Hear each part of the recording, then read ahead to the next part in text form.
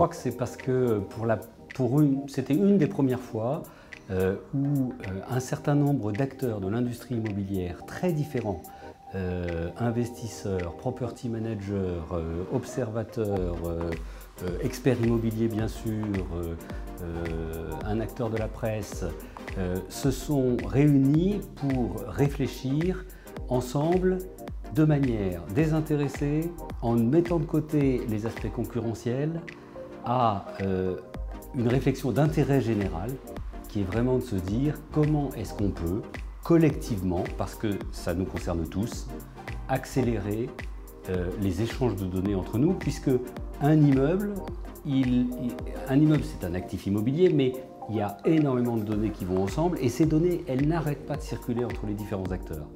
Alors, qu'est-ce qu'on fait? On continue à recopier tout avec des fichiers Excel, etc.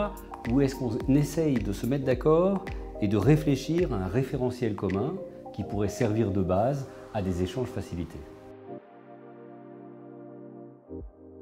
En fait, ce qui a accéléré ce mouvement, c'est la perspective de création des OPCI. À partir de 2005-2006, on a commencé à voir l'AMF réfléchir à ce nouveau véhicule, et il y avait un certain nombre de caractéristiques un peu complexes dans ce nouveau véhicule, notamment le fait qu'on allait passer d'expertise annuelle à des expertises trimestrielles. Et quand on passe d'annuel à trimestriel en immobilier, tout le monde s'affole en se disant comment on va faire? Je veux dire, c'est juste pas gérable. Donc une des premières choses qui a accéléré le mouvement, c'est une réflexion entre les investisseurs d'un côté et les experts immobiliers d'autre part, en se disant comment est-ce qu'on fait pour améliorer les échanges d'informations, pour avoir des données de meilleure qualité et pour avoir des définitions sur les données qui soient les mêmes. Et puis petit à petit, ça s'est développé et globalement, sont rentrés dans la boucle les property managers parce que un certain nombre de données dont disposent les investisseurs et qu'ils transmettent aux experts immobiliers, ce sont les données liées aux flux financiers que sont les loyers et les charges, et ces données-là, elles sont gérées et collectées par les property managers. Donc, mais c'est le contexte des OPCI qui a accéléré le mouvement, comme souvent une réglementation nouvelle a amené la profession à se mobiliser.